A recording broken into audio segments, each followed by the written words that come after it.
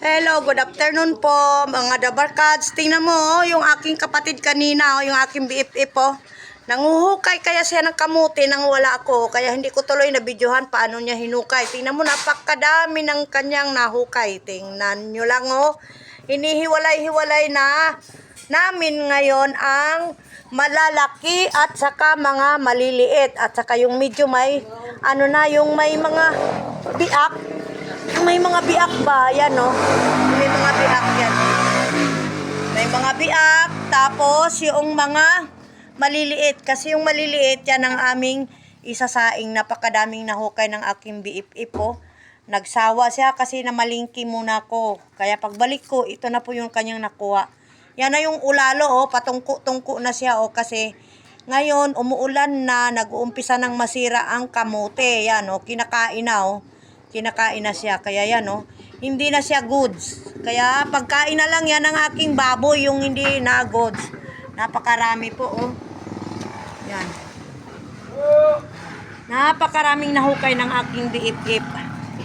Kaya, ito maghiwalay-hiwalay kami na ang mga walang ulalo. Tingnan nyo, Para kung mayroon mang bumili, mapakinabangan pa rin siya. Mamaya ata maghukay pa siya kasi malawak pa yung kanyang kukulkulan. Yan. Inihiwala yung mga biak kasi isasaing namin yan. Para pagka partner mamaya yan ang inihaw na baboy. At saka bangus. Yan. Tilapia. Yan. Yan, ang dami na kasing umulan kasi kahapon ng malakas. Kaya kailangan namin siyang huhukayin na kasi pag yan ay hindi namin mahukay, hindi na siya mapakinabangan. Kaya ngayon, hiwalay-hiwalay naman namin yung mga maliliit at saka yung hindi pwedeng ipangbenta. Yan,